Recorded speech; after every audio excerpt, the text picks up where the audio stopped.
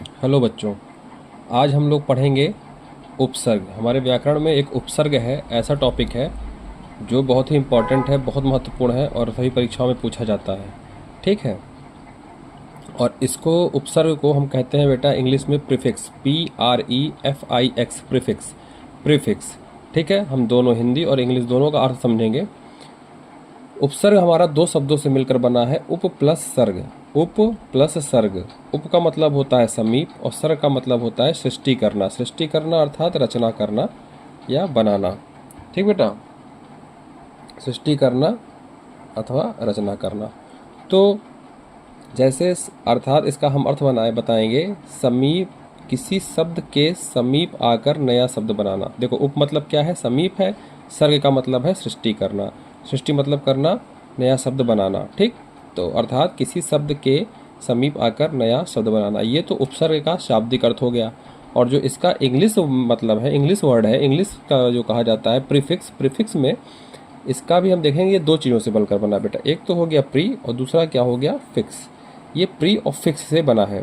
Pre मतलब होता है पूर्व या पहले, पूर्व या पहले लगने वाले शब्द। ठीक, और फिक्स का मतलब है लगाना, फिक्स करना। जैसे कहते हैं ना कोई चीज़ फिक्स कर दी गई, लगा दी गई।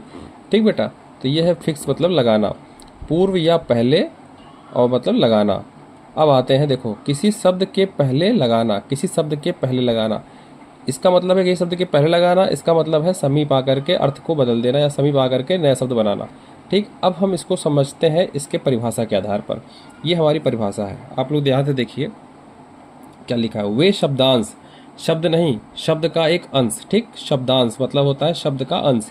वे शब्दांश जो किसी शब्द के आरंभ में या पूर्व में या अथवा पहले, ठीक, आरंभ, पूर्व या पहले का मतलब एक ही होता है, पहले लगकर इसके अर्थ में परिवर्तन या विशेषता ला देते हैं, उन्हें उपसर्ग कहते हैं। उन्हें क्या कहते हैं, उपसर्ग कहते हैं।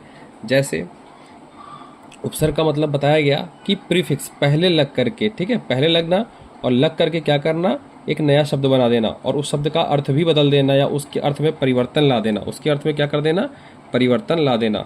तो उसको हम लोग क्या कहेंगे, उपसर्ग कहेंगे। फिर से मैं दोहरा देता हूँ बेटा, वे शब्दांश जो किसी शब्द के आरंभ या पूर्व, ठीक, ब्रैकेट में पहले लिख देंगे अर्थात पहले लगकर उसके अर्थ में परिवर्तन कर देते हैं या विशेषता ला देते हैं, उन्हें हम उपसर्ग कहते हैं। उदाहरण में देखते हैं हम लोग, उदाहरण से समझते हैं। जैसे मैंने पहला शब्द ले लिया ज्ञान। ठीक, इसका मतलब होता है जानकारी। ठीक, अब इस ज्ञान में हम आ नामक उपसर्ग जोड़ दिए। देखो इस शब्द का तो अर्थ निकल रहा है ज्ञान, लेकिन ये उपसर्ग है। ठीक है, ये शब्द का अंश है, छोटा सा एक अक्षर है या अक्षर भी हो सकता है, दो अक्षर मिलकर बन सकते हैं, दो वर्णों को मिलाकर बना सकते हैं। ठीक, तो ये हो गया हमारा आ। अब आ को ज्ञान के पहले जोड़ेंगे। कहाँ जोड़ेंगे, पहले। क्यों, क्योंकि उपसर्ग में बोला गया है पूर्व में, पूर्व या पहले लग करके। ठीक है, पूर्व या पहले लग करके, देख रहे हो ना। तो आ को यहाँ पर हम ला के जोड़ देंगे तो क्या बन जाएगा हमारा, अज्ञान। क्या बन गया, अज्ञान। तो यहाँ पे ज्ञान का मतलब क्या है, जानकारी होना, और ज्ञान का मतलब होता है जिसको जानकारी ना हो, अज्ञानता है। ठीक है, अर्थ तुरंत बदल गया, परिवर्तन आ गया। कार, कार में हमने एक शब्द लगा दिया अधि, अधि लगा दिया तो क्या बन गया, अधिकार। देखो पहले लग रहा ना, ये अधिकार प्लस करके बाद में लिखा है लेकिन ये लग पहले रहा है। आओ देखो मान, मान का हमने, मान मतलब होता है सम्मान करना, मान रखना, और फिर देखो उसमें अप जोड़ दिए। अप जोड़ने के बाद हमारा क्या बन गया, अपमान। यहाँ पे देखो हम मान कर रहे हैं, इज्जत दे रहे हैं, लेकिन जैसे ही अप लगा दिए अब उसकी इज्जत नहीं कर रहे हैं, बेइज्जती कर रहे हैं। ठीक है, अपमानित कर रहे हैं। हार, हार हम लोग गले में पहन लेते हैं। ठीक, उस शब्द का हार का अर्थ हो गया, लेकिन जैसे ही आ लगा दिए हम पहले, आहार। आहार मतलब हमारा हो गया भोजन, जिसको हम लोग ग्रहण करते हैं। ठीक, अब आते हैं योग। योग मतलब हो गया जो योगा करते हैं। ठीक, या जोड़ने की, गणित में योग कहा जाता है जोड़ने को भी। लेकिन जैसे ही इस पर हम प्र नामक उपसर्ग लगा दिए पहले, तो प्रयोग हो गया। अब मतलब हो गया कि हम तरह तरह के प्रयोग करते हैं, एक्सपेरिमेंट करते हैं।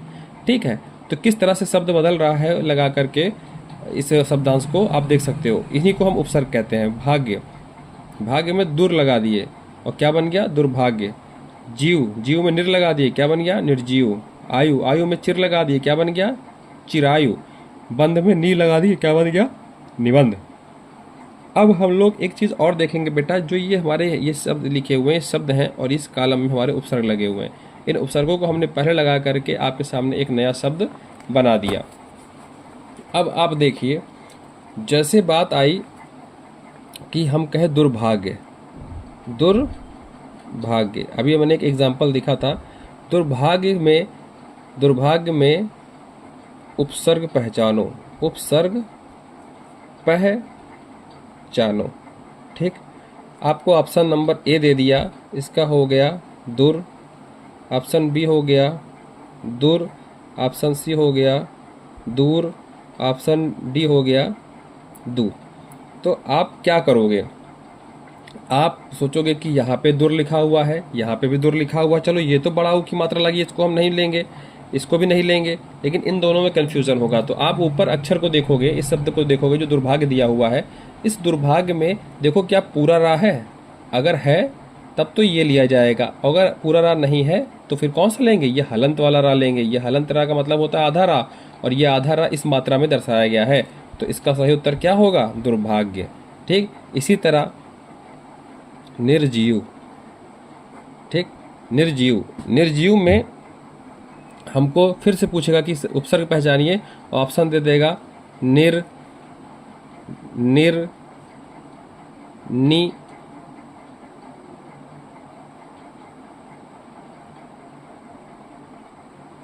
ये नहीं दे देगा नीर। ठीक, अब आप क्या करोगे? आप ये समझोगे कि निर्जीव शब्द में उपसर्ग क्या है?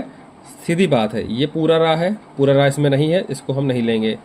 नी है ही नहीं, ये है ही नहीं, तो इसमें देखो आधा रा है, आधा रा हमारा हलंत होता है, इसको हम देख करके टिक मार देंगे। अगर यही चीज़ लिखा होता निर्जीव में बताओ, निर्जीव में बताओ, तब हम किसको ले लेते? इस निर को उपसर्ग मान लेते। ठीक बेटा, तो अब हम लोगों ने इसको देख लिया है और इसको हम लोग तैयार कर लेंगे।